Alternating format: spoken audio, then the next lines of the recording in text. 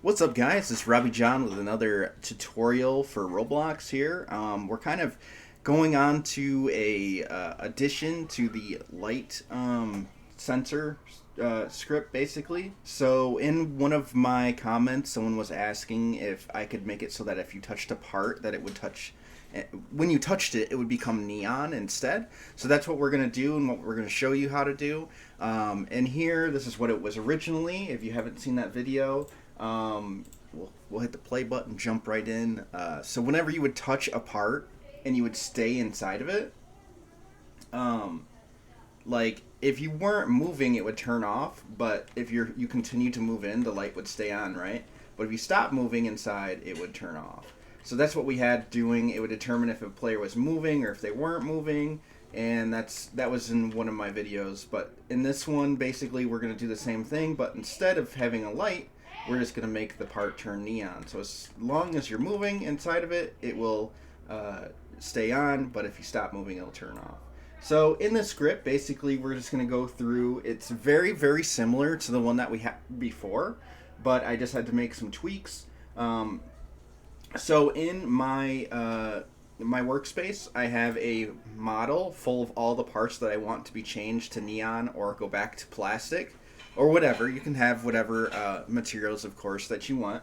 But what I did was I had that here. You don't necessarily need this players thing. I just kind of do that as an instinct kind of thing. But players in part is false. That's what you want to have it start off as. Is obviously you're probably not going to spawn in the game and be immediately on the part. And just as a debounce, you're just going to have it set that way anyways.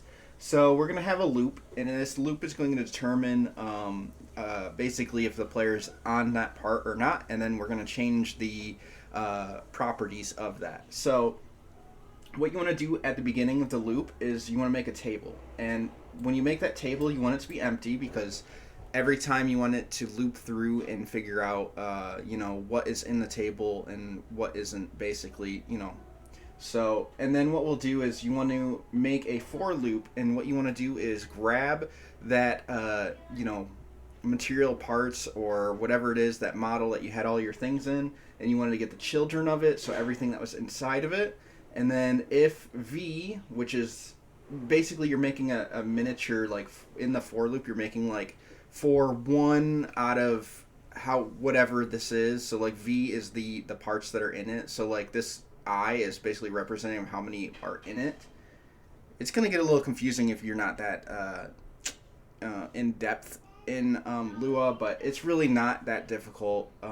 But I'm kind of going through the same motions as I did with the last video because I've already covered most of this. So all I did was change the if V is a part, because we don't need to go through every single individual model that's inside of the model. We just have all the parts that are in the model. It's just a little more simplified. And then I just had this print here just to make sure that I got to that point. And then we're going to insert the part into something, and we're going to name every single one of them a sensor in the table, but you don't have to do that. It's just whatever. I had it. So for every sensor in pairs, basically, we're going to check to see if it's touched by anything. Get parts in part. And this is actually kind of a unique thing, that they put into Roblox so that you can tell what's inside of parts.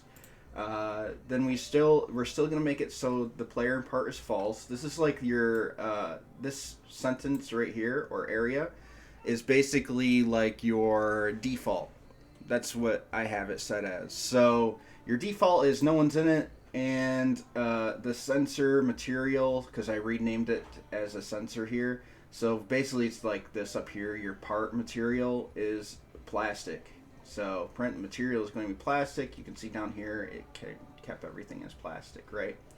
So then what we want to do is check to see if the player's touching.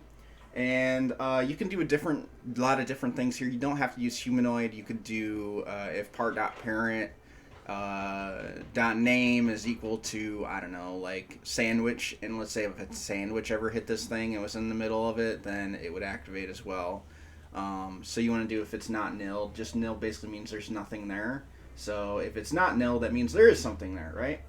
So then we define the humanoid, and then players in part is true because we got to this point saying that it's not nil.